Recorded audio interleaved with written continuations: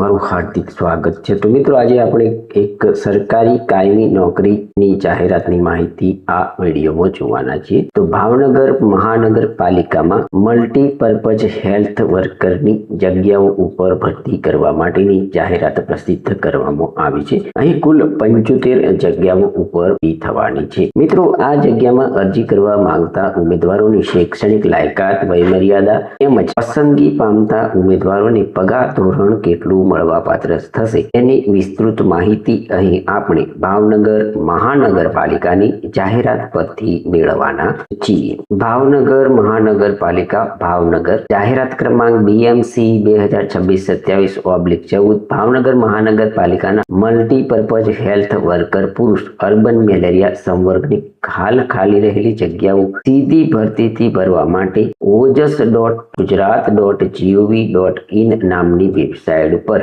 તારીખ 20/8/2026 થી તારીખ 15/9/2026 સુધીમાં ઓનલાઈન અરજી કન્ફર્મ કરવા જણાવવામાં આવે છે। સીધી ભરતી જગ્યાઓ ભરવાનું માહિતી દર્શાવતું પત્રક અહીં આપણને આપવામાં આવ્યું છે।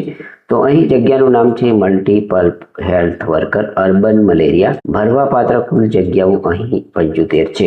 આ જગ્યામાં અરજી કરવા માટેની શૈક્ષણિક લાયકાત અહીં આપવામાં આવી છે। તે જોઈએ તો સરકાર માન્ય સંસ્થામાંથી MPHW અથવા સેનેટરી ઇન્સ્પેક્ટરનો ડિપ્લોમા કોર્સ ઉમેદવારે કરેલો હોવો જોઈએ। કમ્પ્યુટર અંગેનું જ્ઞાન પણ ઉમેદવાર ધરાવતા હોવા જોઈએ। ગુજરાતી, હિન્દી અથવા તે બંનેનું પૂરતું જ્ઞાન પણ ઉમેદવાર અહીં ધરાવતા હોવા જોઈએ। આ જગ્યામાં પસંદગી પામતા ઉમેદવારોને પગાર ધોરણ કેટલું મળવાપાત્ર થશે તે જોઈએ તો પ્રથમ 5 વર્ષ માટે પ્રતિ માસ 26,000 નિયત કરેલો ફિક્સ પગાર મળશે। ત્યારબાદ 5 વર્ષની સેવાઓ સંતોષકારક જણાયથી 7મા પગાર પંચ મુજબ પે મેટ્રિક લેવલ 2 સ્કેલ 19,900 થી 63,200 નિયમિત નિમણૂક મળવાપાત્ર થશે। આ જગ્યામાં અરજી કરવા માટેની વયમર્યાદા જોઈએ તો અરજી સ્વીકારવાની છેલ્લી તારીખે ઉમેદવારની ઉંમર 33 વર્ષથી વધુ ન હોવી જોઈએ।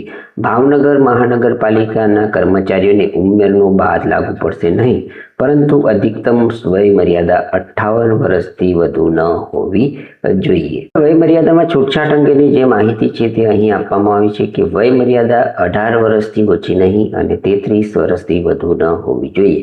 મૂળ ગુજરાતના હોય તેવા અનામત વર્ગના ઉમેદવારો તમામ મહિલા વિકલાંગ ઉમેદવારોને ઉપલી વયમર્યાદામાં નીચે મુજબની છૂટછાટ મળવાપાત્ર રહેશે।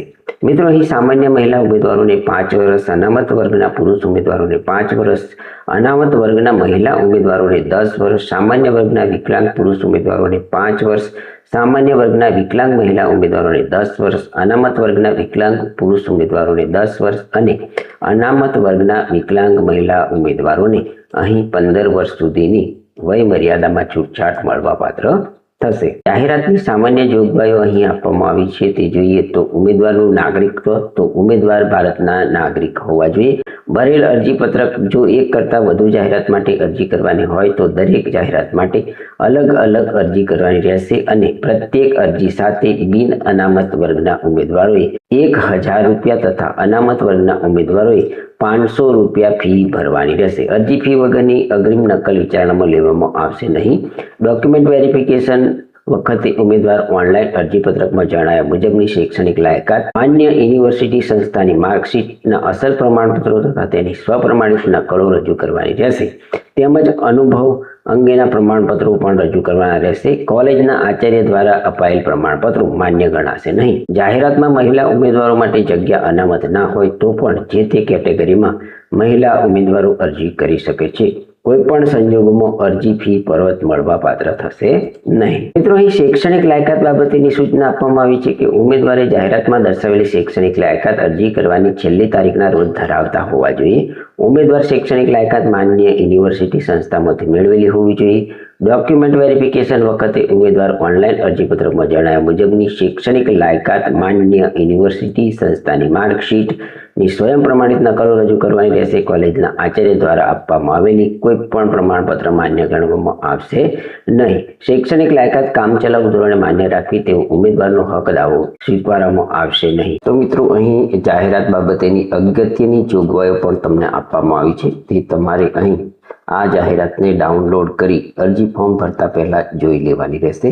લેખિત અને મૌખિક કસોટી બાબતની સૂચના છે તેને આપણે એક નજર મારીએ તો લેખિત પરીક્ષા અગર મૌખિક કસોટીમાં ઉમેદવાર પોતાના ખર્ચે ઉપસ્થિત થવાનું રહેશે. લેખિત પરીક્ષાનું માધ્યમ જગ્યાની મૂળ શૈક્ષણિક લાયકાતના કોર્સને અનુરૂપ મહાનગરપાલિકા દ્વારા નક્કી કરવામાં આવશે, અન્યથા ગુજરાતી રહેશે. અંગ્રેજી વિષયના પ્રશ્નોનું માધ્યમ અંગ્રેજી રહેશે. મિત્રો, અહીં ઉપરોક્ત દર્શાવેલી જગ્યાઓની સંખ્યામાં ફેરફાર કરવાનો કમિશનર મહાનગરપાલિકા ભાવનગરને અબાધિત અધિકાર રહેશે. અરજીની સંખ્યાને ધ્યાને લઈ લેખિત પરીક્ષા કે મૌખિક કસોટી લેવા અંગે ભાવનગર મહાનગરપાલિકાની પસંદગી સમિતિ દ્વારા નિર્ણય લેવામાં આવશે, જે તમામને બંધન કરતા રહેશે. જાહેરાતની જોગવાઈઓના અર્થઘટન અને આ ભરતી પ્રક્રિયા બાબતે કમિશનર ભાવનગર મહાનગરપાલિકાનો નિર્ણય આખરી અને તમામને બંધન કરતા રહેશે.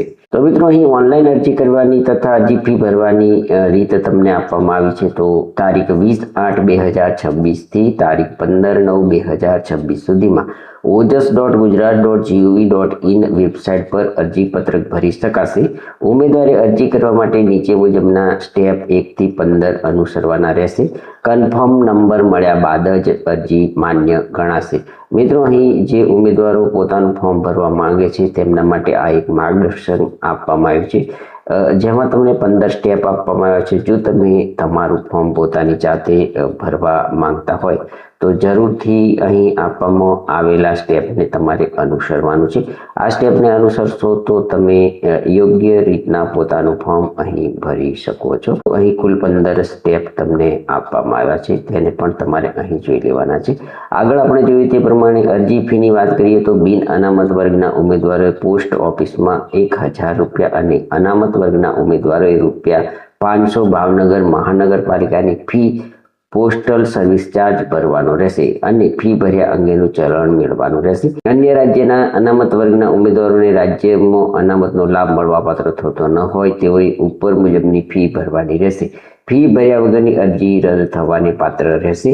ફી ભરેલ નહીં હોય તેવા ઉમેદવારોને કોઈ પણ સંજોગોમાં લેખિત પરીક્ષા મૌખિક કસોટીમાં બેસવા દેવામાં આવશે નહીં.